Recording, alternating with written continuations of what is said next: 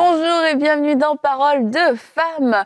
Cette semaine, nous allons voir comment mener le bon combat. Il y a beaucoup de combats à mener dans cette vie, mais nous ne sommes pas appelés à les mener tous, sinon on va être épuisés. Et peut-être que c'est votre cas, vous vous dites, mais qu'est-ce qui m'arrive? Je suis tout le temps fatiguée et pourtant j'ai l'impression qu'il n'y a rien qui aboutit, mais je suis hyper active en même temps. Peut-être que vous avez choisi des combats qui ne sont pas vos combats.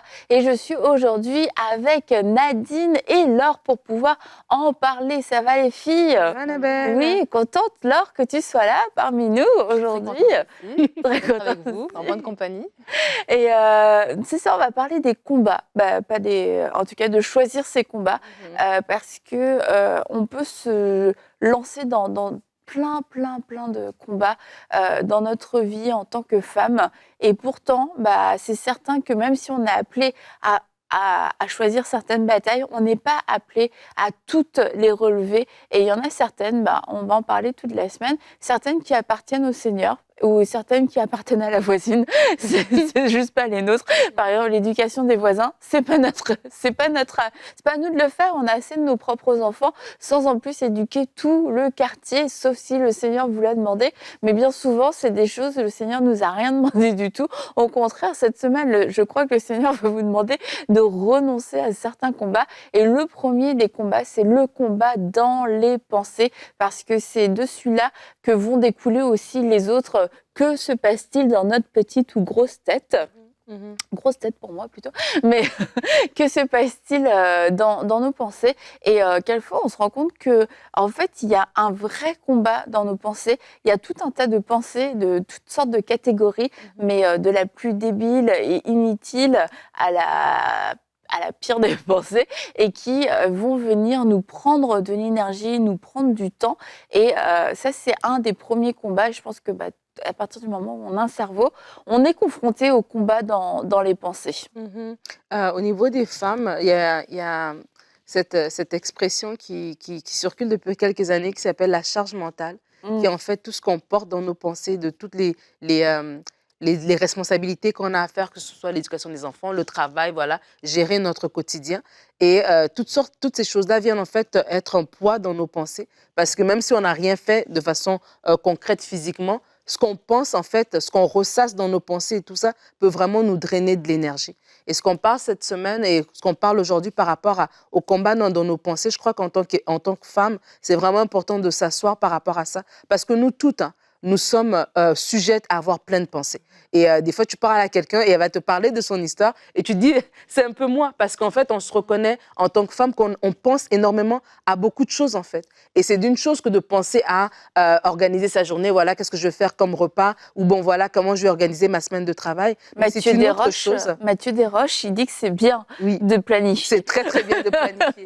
C'est une chose de faire ça, c'est une autre que d'avoir les pensées comme une espèce de truc d'abeille, là, où est-ce que ça bourdonne dans notre tête, on ressasse plein de choses, que ce soit un truc inutile, comme tu dis, par exemple, les voisins, voilà, j'ai vu quelque chose, et du coup, je me mets à penser à ça, est-ce qu'elle a dit, qu'est-ce qu'elle a pensé, qu'est-ce qu'elle voulait dire, etc. Et du coup, tout ça, ça m'épuise, en fait. Et j'arrive à la fin de la journée, je suis fatiguée, parce que dans ma tête, je ne me suis pas arrêtée. Ça a tourné à 100 à l'heure, au point où est-ce que j'ai même manqué de sommeil, parce que tellement ça tourne dans ma tête. Et c'est important de dire, tu vois, ça, c'est des combats inutiles. Et des fois, il y a des pensées qui sont des pensées tout simplement inutiles, qui viennent juste nous drainer, qui viennent juste nous prendre de l'énergie. Et il faut s'asseoir et dire, qu'est-ce que je ressasse dans mon cœur, dans mes pensées, qu'est-ce qu'il y a dans mes pensées, et faire le ménage. Et vraiment, quand il y a des pensées comme ça qui sont inutiles, qui nous volent juste notre paix, qui nous volent du temps, c'est important de les mettre de côté, en fait. Non, c'est sûr. Mais c'est vrai que c'est vraiment important de bien discerner finalement les pensées qui vont être productives, qui vont être efficaces, qui vont vraiment porter du fruit, et ces pensées, comme tu dis, qui vont vraiment venir nous brouiller ou nous rajouter une charge et tout ça. Et, mais ce qui est bien, en fait, ce qui est bon de réaliser, c'est qu'on a le choix, on a vraiment ce choix-là de choisir ce qu'on veut penser, en fait. On n'est pas obligé de subir tout un tourment de pensées, de préoccupations qui viennent nous envahir. On peut vraiment décider de dire, moi, j'ai le choix maintenant de penser ce que je veux penser. Mhm. Et d'ailleurs, j'avais écouté une prédication de Joyce Meyer que j'avais bien aimée.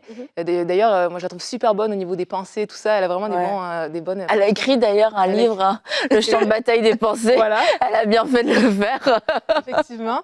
Et dans une de ses prédications, elle disait quelque chose qui paraissait logique, mais que ça m'a quand même fait réfléchir. Elle dit, tu peux pas penser à deux choses en même temps. Et donc moi, ça m'a quand même, j'ai quand même fait l'expérience. J'ai dit, attends, est-ce que je peux penser deux choses en même temps? Et effectivement, on ne peut pas penser à deux choses en même temps. Donc c'est sûr que ça va demander une discipline, tu vois.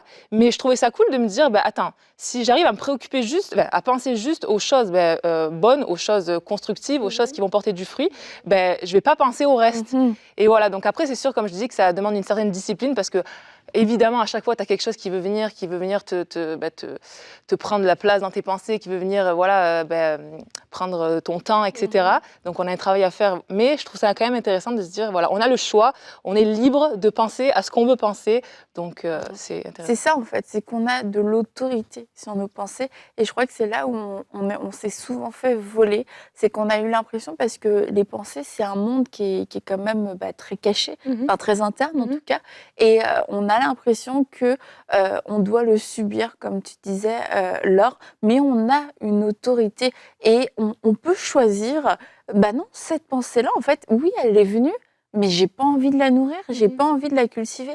Et bien souvent, on est resté complètement passif avec toutes sortes de pensées qu'on pouvait avoir. Et puis, tu te rends compte au bout d'une demi-heure, au bout d'une heure, au bout de plusieurs années, en fait, que c'est ce genre de pensées que Dieu n'a jamais envoyées, que Dieu n'a jamais approuvées, qui sont même pas bibliques, qu'en fait, tu as construit plusieurs choses par rapport à ça.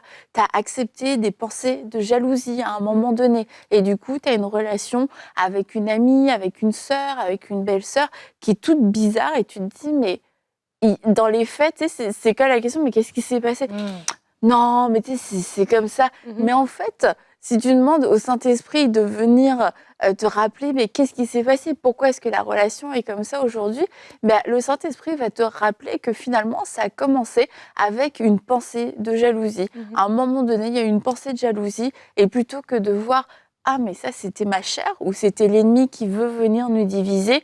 J'ai peut-être cru que c'était de la sagesse, j'ai peut-être cru que c'était du bon sens. Et finalement, en alimentant, tu te retrouves 10 ans avec quelqu'un qui était ton ami, qui est devenu ton ennemi, juste à cause d'une pensée sur laquelle tu n'as pas pris autorité et que tu as laissé porter du fruit. Parce que comme tu disais, alors on ne peut pas penser deux choses en même temps. Et du coup, j'ai essayé, moi aussi.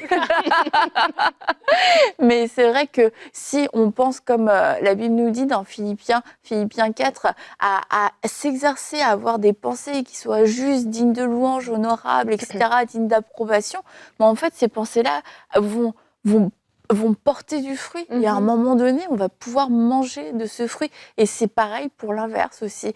Toutes sortes de pensées de destruction, de maladies, d'adultère des femmes commencent à cause d'une pensée encore peut-être de jalousie, de mensonge, commencent à voir leur mari d'un autre œil.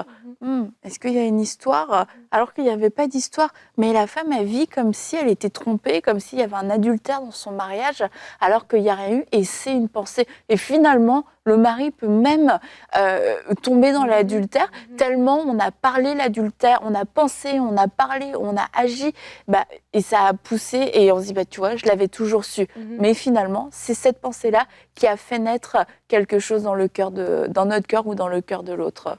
Jérémie va dire dans Lamentation que ce que je vais repasser dans mon cœur, c'est ce qui va me donner de l'espérance. Si les bontés de l'Éternel ne sont pas épuisées, ses compassions ne sont pas à leur terme. Et je crois que pour nous, en tant que personnes, on parle du combat dans nos pensées. C'est quoi le fruit de mes pensées? Et si le fruit de mes pensées, c'est pas de l'espérance, si le fruit de mes pensées, c'est comme tu dis, c'est du soupçon, si le fruit de mes pensées, c'est de la peur, si le fruit de mes pensées, c'est de la jalousie, de la méfiance, donc du coup, je sais très bien que la source de ces pensées-là n'est pas bonne, en fait. Et c'est comme ça on doit remporter le combat, en fait. Comme tu dis, c'est interne. Donc, avant que je ne puisse parler, avant que mon mari puisse savoir l'état de mon cœur, ou ma sœur, ou ma cousine, c'est d'abord à l'intérieur de moi-même. Et moi-même, je peux être le premier gardien de mes propres pensées, en fait. Lorsque la pensée vient dans mon cœur, tiens, non, cette pensée-là ne peut pas venir du Seigneur parce que je me sens mal après. J'ai comme tu dis, comme l'exemple que tu as donné. Et donc, du coup, c'est important de savoir ce qu'on va repasser. une pensée peut venir,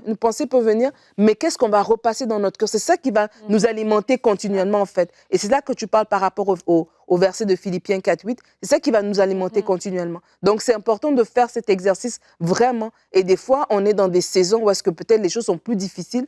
C'est encore plus difficile de garder ses pensées. Mais même dans les bonnes saisons, soyons vraiment des personnes qui naturellement, on entretient des bonnes pensées et on fait l'exercice. C'est un peu comme dans un gazon, un terrain, voilà. Quand il y a une mauvaise herbe, tu n'attends pas qu'il y en a 15 000 pour les enlever. Dès que tu vois la première mauvaise herbe, tu l'arraches en fait. Et donc d'avoir cette habitude de faire, de fonctionner, que quand j'ai une pensée mauvaise, vraiment une mauvaise herbe, voilà, qui vienne comme ça dans mon cœur, de l'arracher tout de suite, de dire non.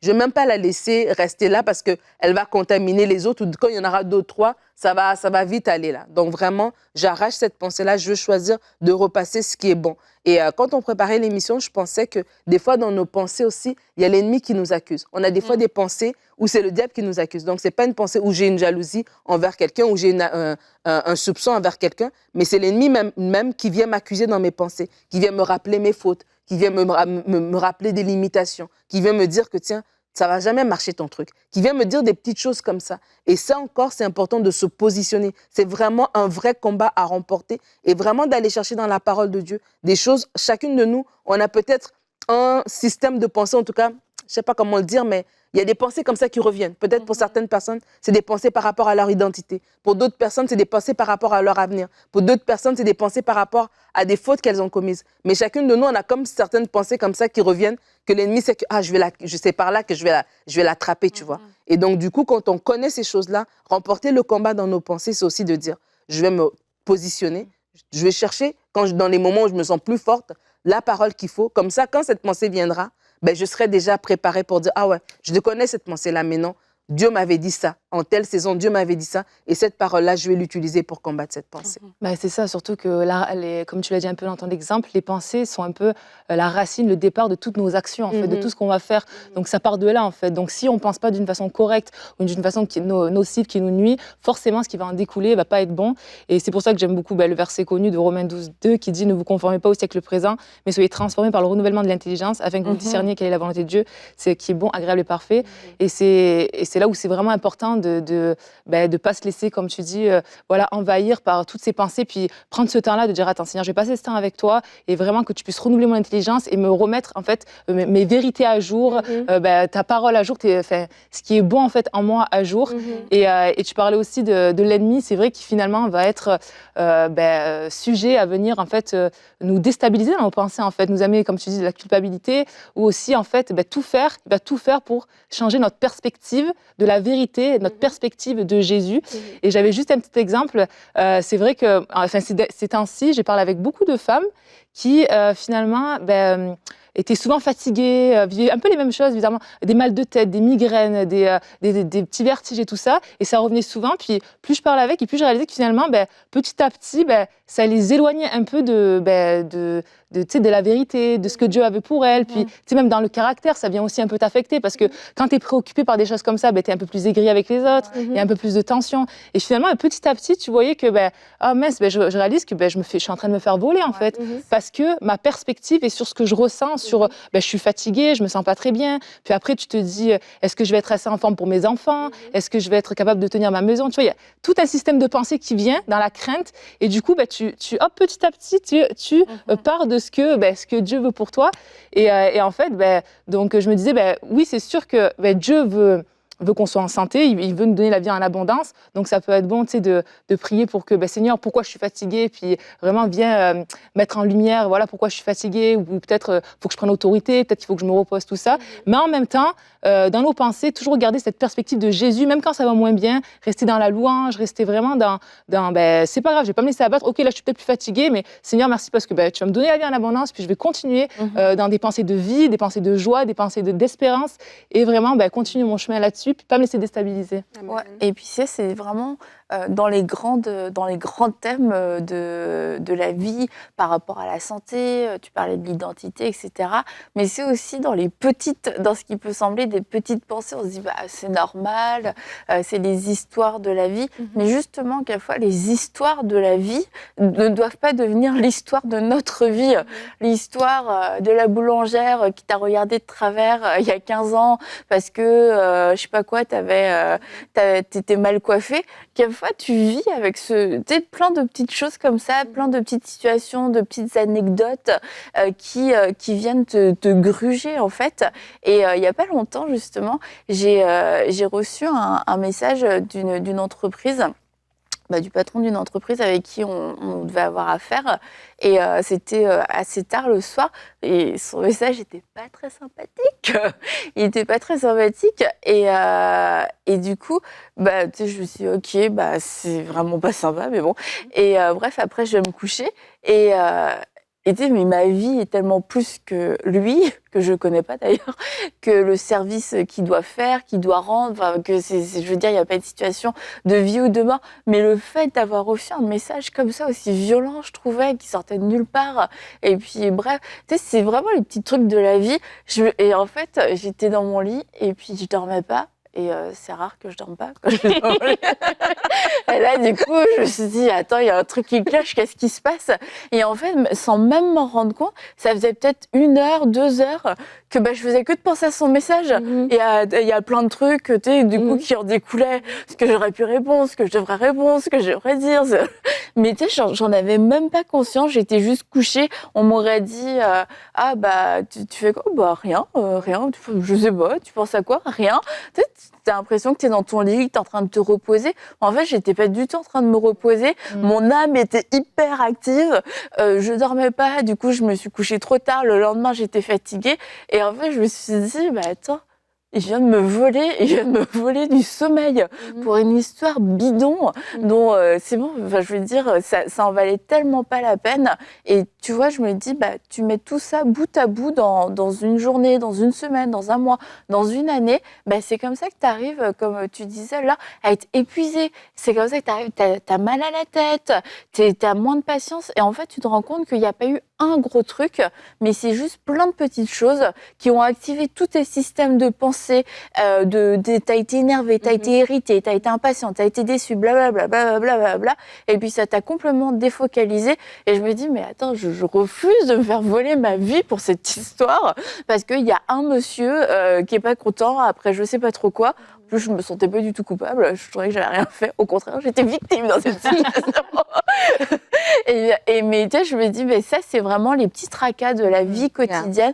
Mais tu sais, moi, ça m'a pris, je sais pas combien de temps avant de m'endormir à cause de cette histoire-là. Mais tu sais, tout ça cumulé, ça te prend énormément de temps et énormément d'énergie. Après, tu vas prier, t'es épuisé, t'es pas super bien disposé. Et tu vois qu'en fait, la chaîne, l'effet boule de neige, il est flagrant. Et c'est comme ça qu'à cause parce qu'on n'a pas su prendre autorité sur ses pensées, on n'a pas su mettre une barrière, une limite, on s'est fait voler. C'est dommage. C'est dommage. Et ce que tu racontes, franchement, je me dis, j'y pense, mais je me dis, c'est tellement des choses qu'on vit, chacune de nous, parce que on se fait voler beaucoup par des éléments extérieurs, en fait. Des choses que tu sais, apprendre à compartimenter et vraiment à garder son cœur, à garder sa paix, je crois que c'est vraiment un combat de la vie d'adulte. Parce qu'il y a beaucoup de situations que c'est les autres. C'est peut-être un frère à l'église, c'est peut-être un collègue de travail, c'est peut-être, voilà, même tes enfants, ça peut être même... Des fois, ça peut être... T'es en voiture et puis voilà, quelqu'un t'a fait un truc sur la route et puis ça t'a énervé. Mais du coup, parce que ton âme a été comme sensible à ce moment-là, c'est venu t'attaquer en fait. Et là, maintenant, c'est resté et tu ressasses ça et tu en parles pendant toute la journée. Mais ça peut être des choses beaucoup plus graves. Ça peut être une offense que tu ressasses comme ça pendant des semaines et tu te rends compte, comme tu dis par après, que ça t'a volé du temps de qualité, ça t'a volé ta paix, ta joie, ça t'a volé, voilà, tellement de choses. Et je crois que c'est vraiment un des combats qu'on doit faire et on ne doit pas minimiser ce combat. C'est vrai que quand nos pensées sont prises à ressasser quelque chose, à ressasser une situation, ça nous vole notre temps même de qualité avec le Seigneur. Parce qu'on arrive dans la présence de Dieu, puis vraiment, on n'est pas disposé, en fait. Et c'est vraiment une prière ou une disposition de cœur qu'on doit faire de je compartimente. Voilà, j'ai vécu telle situation. Ouais, ça m'a dérangé, j'ai pas aimé, bon, ça s'arrête là. Je garde mon cœur pour pas que ça vienne m'empoisonner et que ça vienne empoisonner mes pensées et que par la suite, mes actions ou mes paroles, après, pendant une semaine, c'est que je parle que de ça. Mes amis m'appellent plus parce qu'ils savent que c'est la seule conversation que je vais amener sur le tapis. Et vraiment, c'est important en fait. Bah. Mais ça arrive à tout le monde. Merci Nadine pour cette transition.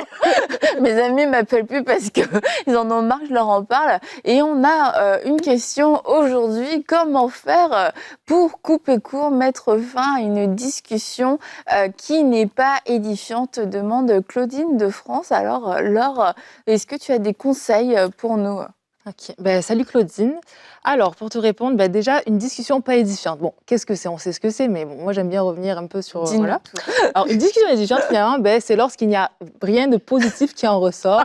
Ça peut être de la critique envers soi, envers les autres, de la plainte, ça peut être des moqueries, ça peut être tourner en rond longtemps sur la même discussion, ça n'en finit plus, donc finalement, bon, voilà. Et voilà, donc au final, c'est tout ce qui ne glorifie pas Dieu, en fait, et qui porte pas de bons fruits. Donc moi, c'est comme ça que j'ai résumé une discussion pas édifiante. Et je pense qu'avant tout, avant même de répondre à la question, je pense que c'est vraiment important de personnellement, en fait, demander la sagesse à Dieu pour que, de lui demander vraiment de nous aider à garder notre langue, à garder nos pensées pour toujours en fait dire des choses qui sont édifiantes, dire des choses qui sont sensées, qui vont encourager et bénir. Et j'avais le psaume 37-30 qui dit « L'homme qui obéit à Dieu dit ce qui est sage, sa bouche exprime ce qui est juste. » Donc voilà, vraiment rester accroché à ça, de dire « Ok, Seigneur, aide-moi à garder ma bouche dans ce qui est sage et ce qui est juste. » Et sinon, la première chose donc, qui va être importante pour couper court à une discussion qui n'est pas édifiante, c'est d'abord de ne pas rentrer dans la discussion tout simplement. Quelqu'un va arriver, va peut-être te parler d'une personne, oh, j'en ai marre de cette personne, elle me tape sur les nerfs ou peu importe ce que c'est.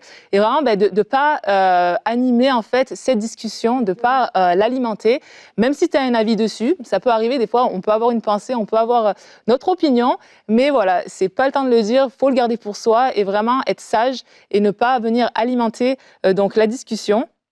Et j'avais le proverbe 10-19 qui dit « Celui qui parle beaucoup ne manque pas de péché, mais celui qui retient ses lèvres est un homme prudent. » Donc voilà, vraiment être important de garder sa langue.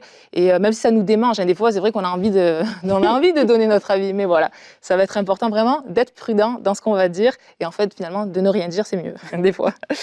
Ensuite, l'objectif, finalement, ça va être d'arrêter la discussion pas édifiante et d'essayer de doucement, la tourner pour aller ailleurs. Et pour ça, donc, j'avais le proverbe 18-21 qui dit « La mort et la vie sont au pouvoir de la langue, quiconque l'aime en mangera les fruits. » Donc vraiment là, l'idée c'est vraiment pour la discussion qui n'est pas édifiante, de venir apporter une parole de vie, une parole positive en fait, qui va doucement transitionner vers le reste. Et donc ça peut être vraiment des choses simples. Moi, en tout cas moi c'est comme ça que je fais. Donc voilà, c'est par exemple « T'inquiète pas, ça va aller, Dieu il est fidèle » ou « Je suis désolée pour ce que tu vis » ou bref, en tout cas, il y a plein de phrases comme ça, je pense, qui peuvent aider à transitionner. Et ensuite, moi, personnellement, ce que je fais, et je pense qu'il peut aider, c'est d'aller peut-être poser une question à la personne, de changer doucement de sujet. Par exemple, comment sont passées tes vacances? Ou là, c'est bientôt à la rentrée. Est-ce que, en quelle classe vont rentrer tes enfants? Ou, enfin, voilà. Je pense que vous allez être inspiré à ce niveau-là. Il y a plein de questions qu'on peut poser et qui peuvent doucement, en fait, amener la personne à focaliser son attention ailleurs et tout simplement à changer de sujet. Et oui, j'avais aussi, bon, moi, c'est ce que je fais aussi parfois, mais bon, c'est pas, on n'est pas obligé, mais c'est aussi le compliment.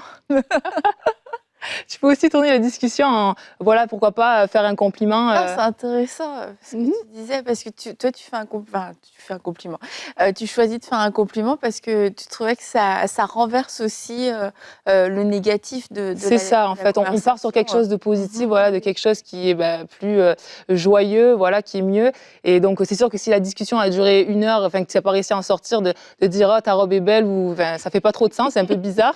Mais voilà, si c'est quelque chose de rapide et que tu arrive à détourner l'attention avec un compliment qui est sincère, et bien sûr, on ne rentrera pas dans le mensonge non plus, on va rester quand même... on va Donc voilà, c'est ça l'idée.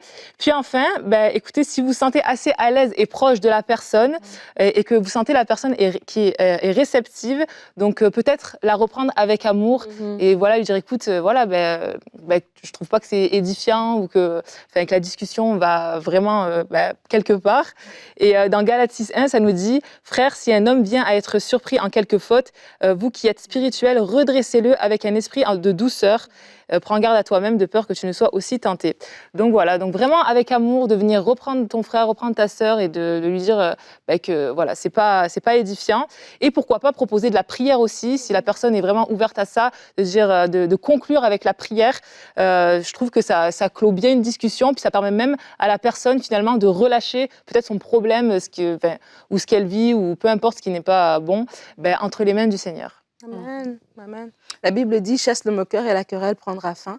Et je pense que quand on vit, on parle avec des personnes, sur nous-mêmes aussi, on est quelqu'un qui aime parler dans la vérité, comme tu dis, Laure. Ça va faire aussi que les gens ils savent que quand ils viennent vers nous, dès qu'ils commencent une conversation, ça s'arrête rapidement. Mais des fois, on a des amis, on a des gens qu'on aime, qui sont proches de nous, mais parce qu'ils sont offensés, parce qu'ils ont vécu quelque chose de difficile, c'est tout ce qu'ils apportent. Ils apportent toujours quelque chose de négatif, ils apportent toujours une parole négative. Et bien, c'est important aussi à ce moment-là, comme tu as dit, Laure, moi je trouve que c'est tellement des bons conseils, d'être la personne qui va renverser la vapeur en priant ou en montrant justement à cette personne, écoute, il y a autre chose. Oui, c'est vrai que là, voilà, telle chose t'a dérangé, tu parles qu'en négatif de ça, mais tu sais que Dieu a plus pour toi. Et peut-être que oui, tu as vécu ce combat avec cette personne, mais regarde ça. Et des fois, la personne, elle est tellement dans sa propre situation qu'elle n'arrive pas à voir autre chose. Et du coup, tu la fais sortir un peu de la perspective qu'elle a. Et au lieu de râler sur son patron, par exemple, mais il y a d'autres choses dans sa vie qui sont extraordinaires, focus-toi sur ces choses-là et donc tu amènes la personne vers là. Des fois aussi, on laisse les gens parler, mais c'est comme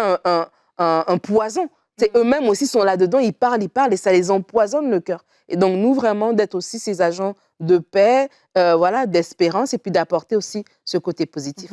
C'est un poison pour eux, mais du coup aussi, ça peut venir nous polluer. D'où l'importance de savoir mettre des limites et savoir sortir d'une discussion qui n'est pas édifiante, parce que si on est constamment plongé dans ce genre de relation, en fait, après, nous aussi, c'est des choses qui vont venir nourrir nos pensées. Tu repenses à la discussion, puis si c'était beaucoup de critiques, finalement, tu repenses à ce que la personne a dit et tout. Tu dis, ah oui, peut-être que si c'était des paroles de plainte, ça se voit dans des églises, dans les entreprises, etc. Toi, tu es heureux de travailler, tout va bien. Et là, tu parles au syndicat. Et là, tu te rends compte qu'il y a une petite poignée qui fait un peu de bruit, que c'est inacceptable. Et le bruit que tu n'avais jamais entendu, il te dérange maintenant. Et c'est pour ça que c'est vraiment que pour nous, en fait, c'est pour les autres, mais aussi pour nous, c'est important de fixer une limite. Ça, si moi j'entends ces choses, ça peut être des choses que je vais nourrir, qui vont aussi m'impacter. Et comme on l'a dit, on n'est pas appelé à mener tous les combats. Alors, il faut juste être sage. Il y a des discussions dont on doit sortir, qu'on ne doit pas avoir. Il y a des endroits qu'on ne doit pas fréquenter, des personnes qu'on devrait moins fréquenter ou à qui on devrait moins parler, parce qu'on sait qu'à chaque fois, on revient et puis on est lourd dans nos pensées, ça tourne dans tous les sens et ça devient de l'inquiétude, ça devient de la médisance, ça devient tout des plaintes, etc. La frustration et finalement, ça vient nous voler dans nos pensées. Alors si vous devez retenir une chose aujourd'hui, c'est que vous avez autorité sur vos pensées et peu importe ce qui essaye de rentrer, ce qui essaye de venir vous accaparer, vous avez ce filtre de la parole de Dieu qui peut vous dire ça c'est acceptable et ça, ce n'est pas acceptable. Et on devrait tous pouvoir examiner nos pensées pour ne plus être victimes. Nous avons le contrôle sur nos pensées et nous devons reprendre le contrôle sur nos pensées. Demain, on va voir comment lâcher prise, comment ne plus être dans le contrôle. Mais par contre, nous devons être en contrôle sur nos pensées parce que c'est une autorité que Dieu nous a donnée. Alors, c'est pas lui qui le fera pour vous, c'est nous qui pouvons le faire avec l'autorité et la force qu'il nous a donnée. Alors, reprenons le contrôle de nos pensées. On se retrouve demain pour une prochaine émission de Paroles de Femmes.